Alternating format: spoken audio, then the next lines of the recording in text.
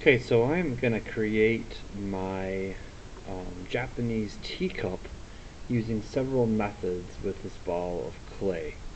So what I'm gonna start with is I'm gonna take a little bit off because I feel it's kind of big, and I am gonna start with the pinch method.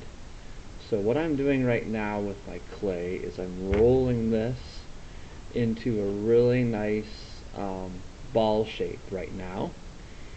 And what I'm going to do is I'm going to put my thumb inside of this ball right here.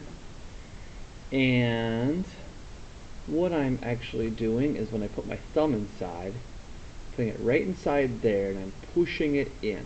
Okay, this creates the inside for my teacup. And then what I do is I put it, use my right hand, and I put it in my left hand like this, and I gently pinch, and I turn it and gently pinch, and turn and pinch, and turn and pinch. And after one going around like that, you notice that starts to open up. I'm going to do that multiple times and just go around and kind of create my cup. Just the base of it for right now. Okay, so just the base. I'm just creating this base part. And what you want to look for is you want to look for your cup to be about the thickness of your pinky. Even down here where you pinch right here, that should be the thickness of your pinky. Up here should be the thickness. And then I'm going to make sure, now if you look at the cup, you see how it kind of wobbles right now? We want to make that a little bit sturdier, so I'm going to go like this, and I'm just going to pinch around there. And I'm going to kind of push this down and look at it's flat on the bottom, so it's going to stay more sturdy right there. So that's called the pinch technique. It's creating a pinch pot. And if you notice your clay cracks a little bit, you dip your finger, take your water bucket right here, dip your finger in the water, and just go around the outside like this, and kind of coat your clay and get the cracks out. So I'm doing that. You can kind of shape your pottery. I'm going to kind of bring this wall out because I'm going to add more clay to make my cup even taller than it is. So this technique is called the coil pottery technique. What we're going to do is we're going to take a piece of clay, and I'm going to kind of roll it like this instead of a ball.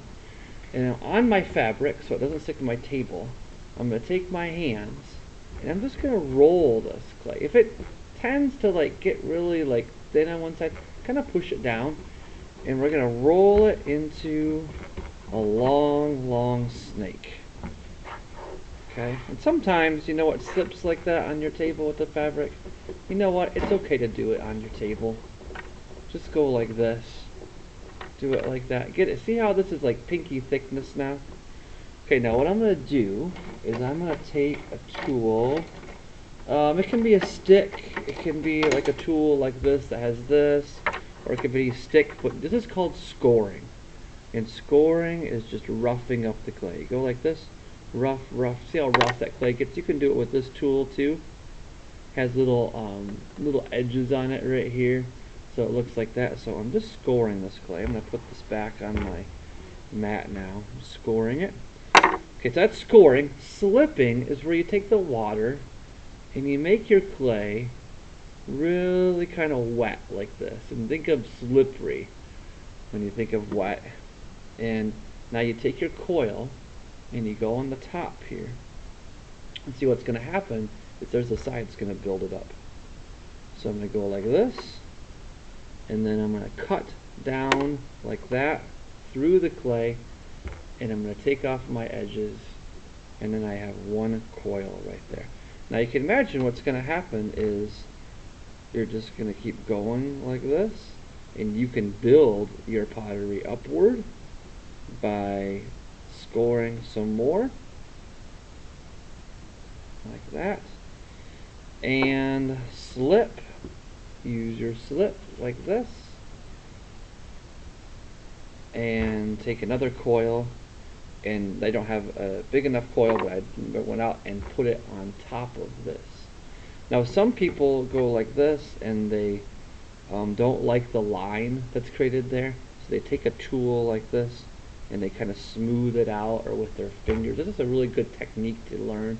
It's just kind of take your clay and your finger and kind of smooth, and sometimes people will use a tool and kind of smooth that clay. You can do that. You can even take a little teeny tiny snake like this. Here's a little tiny snake. Put it inside of there, like that. Go like this, and kind of smooth out. So there's no like kind of crack right there in the clay. Okay. Happy building your teacup.